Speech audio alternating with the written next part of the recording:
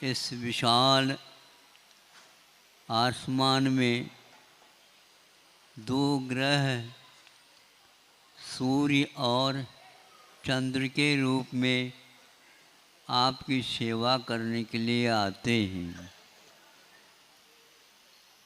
उनकी सेवा यदि एक दिन के लिए भी छूट जाए तो आप लोगों की क्या हाल होगी वो जानते हैं। इसलिए आज तक चाहे वर्षा हो, चाहे आंधी हो, चाहे तूफान हो, कुछ भी हो, किंतु आपकी सेवा के लिए वो उपस्थित होते हैं। आज तक उनकी वृत्ति में कोई परिवर्तन नहीं आया, किंतु शेष जीवों के बारे में हम कुछ नहीं कह सकते।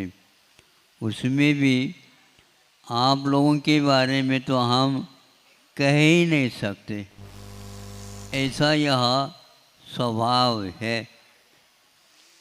विभाव के कारण स्वभाव परिवर्तित हो गया और उस विभाव के कारण दुर्भाव होते चले गए और आज तक हमारी यात्रा नीचे से चलती रही और सूर्य और चंद्रमाओं की यात्रा तुम्हारी सेवा करने हेतु आज तक बनी है।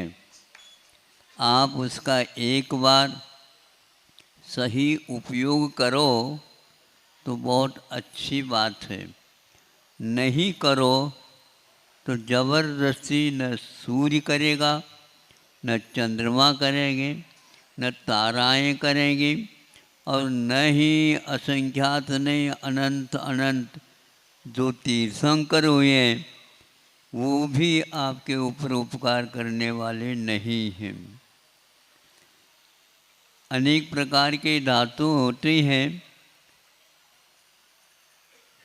चांदी भी होती है, सोना भी होता है, लोहा भी होता है और प्रकार के होते हैं, किंतु प्रत्येक धातु का स्वभाव प्रकृति भिन्न भिन्न हुआ करती है।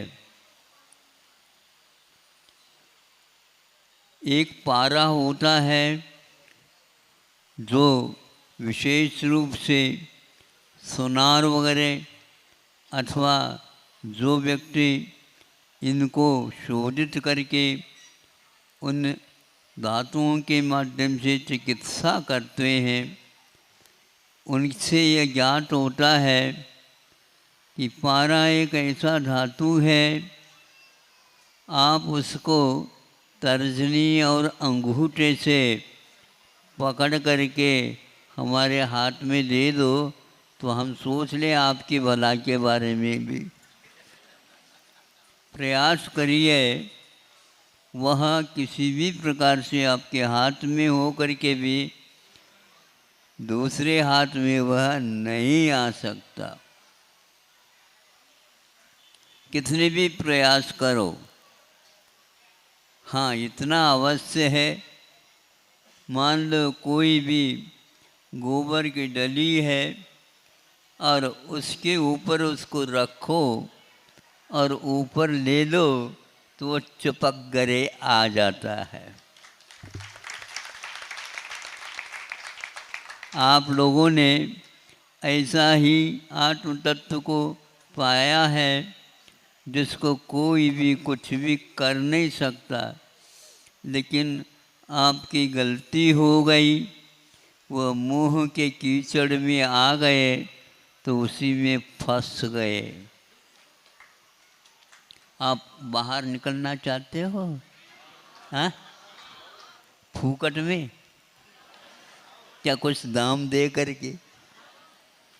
जो रखा है आपने, जो दिमाग में भी रखा है, उसको यदि भगवान के सामने संकल्प पूर्वक मेरा यह नहीं है, इसलिए इसके संयोग वियोग में मैं दुर्भाव नहीं करूँगा।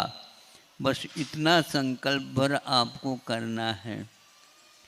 हमने ऐसा किया तो इर्द गिर्द देखता हूँ, हमारे पास कोई भी व्यक्ति एकदम निकट नहीं आ सकते, क्योंकि क्या हुआ पता नहीं, वही क्या जानते। अब उस पारे को शोधित करना है, सुनार करता है। शोधित करने का अर्थ यह है कि पारे को जब जलाया जाता है या उसको सेका जाता है तो उसके कारण उसके पारे का भस्म हो जाता है, यानी राख हो जाती है। अब उस राख को आप अपने तर्जनी और अंगुल से उठाओ, उठ करके आ जाएगा। और औषध के साथ उसको यदि चिकित्सक योग्य है तो आपको दवाई के रूप में, औषध के रूप में दे दिया जाए, आपका बरसों का रोग भी ठीक हो जाता है। इस पारे की दो परिणति आपके सामने हमने रखी, स्वभाव और विभाव के अनुसार। यह पारा अग्नि के योग में जल गया, फलस्वरूप वह औषध के रूप में परिवर्तित हो गया और उसने आपके लिए सेवन करने के लिए दे दिया। योग से वह काम कर गया और बरसों की जो बीमारी पेट की थी वह सब शांत हो गए और ठीक हो गया। किंतु एक कमी थी, उस कमी के कारण उसके द्वारा क्या और अनर्थ हो सकता है, मैं आपके सामने रख रहा हूँ। चूँकि वह निर्दोष नहीं बनी थी, किंतु दोष सहित होने के कारण वह कुछ दिनों में ही पूरी शरीर को फाड़ करके बाहर की ओर आ गए। यानी कोई भी देख करके यह नहीं कहता है ये कोड़ी नहीं है। ऐसे जो है उसकी परिणति हो गई। सब लोगों ने कहा यह असाध्य रोग है, इसको कोई ठीक नहीं कर सकता। ये पुनः वह उसी वैद्य के पास गया तो कहा कि यह हमारी दशा हो गई है, इसमें ऐसा करो, आप इसको कैसे ठीक कराओगे? हमारे पूरा पैसा भी ले लिया आपने और दुनिया के सामने मैं अस्पृश्य जैसे बन गया हूँ, मेरी ओर कोई देखना भी नहीं चाहता, आदि आदि। हाँ, ये हमने दवाई तो दी है आपको और मुझे विश्वास है, आत्मविश्वास है, वह बहुत अच्छी बनी है दवाई। वह पारा बहुत अच्छे ढंग से संशोधित हो गया है। हमने जो कहा था वो सब किया क्या आपने? कितनी बार लिया? जैसे आपने 2 बार लेने के लिए कहा था 2 बार लिया, इसके साथ इसके साथ इसके साथ लेने के लिए कहा था उसके साथ ही ले लिया। ये तो ले लिया, जिसको नहीं लेने के लिए कहा था उसका क्या हाल है हमें बता दो। हाँ, तो खटाई के साथ इसका सेवन नहीं करना ऐसा कहा था।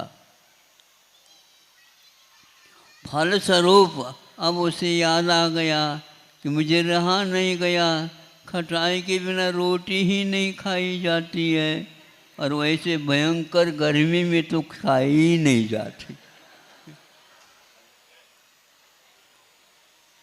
यही एकमात्र कमी है।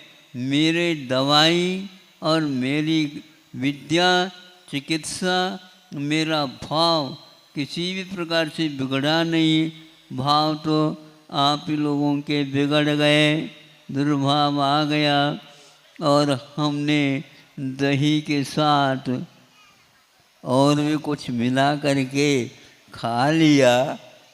फिर तो ये तो होना ही था, फिर क्या करें?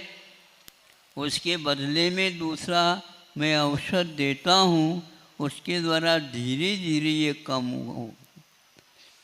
ऐसा ही किया और जो पट्टी पालना था उसको भी पाला, किंतु अंत तो गत्वा उससे ठीक हो गया। पहले जैसा सुंदर था वैसे ही सुंदर हुआ। यहाँ पर आपको बहुत अच्छी बात समझ में आना चाहिए और इसको हमेशा हमेशा याद रखना चाहिए। वह यह है, पारा जैसा बिगड़ा और पेट फाड़ करके बाहर आ गया, कोढ़ जैसे व्याप्त हो गया, किंतु दूसरे इसका विपक्ष जो औषध था उसके लेने से पुनः पूर्ववत हो गया। आपकी दशा ऐसी ही है। आपको कहा गया था संसार में रह करके भी संसार से आप दूर हो सकते हो, लेकिन पथ्य का पालन करना अनिवार्य है। पथ्य क्या होता है? पथ में जब तक हम चलते हैं तब तक उसका सेवन किया जाता है। अति मात्रा में पथ्य भी कुपथ होता। क्या कहा? अति मात्रा में पथ्य भी कुपथ हो जाता है, कुपथ हो जाता है। और मात्रा मासी हो, माँ को आप देखेंगे आपको खिलाती है, बहुत अच्छे ढंग से खिलाती है, लेकिन उतना ही खिलाती है और उतना ही खिलाती है जितने पथ्य के रूप में बताया जाता है। लड्डू बन गए बेटा, ये खा ले, तो मुझे एक नहीं चाहिए है। लड्डू आपके लिए बनाए गए हैं, लेकिन एक एक ही मिलेगा।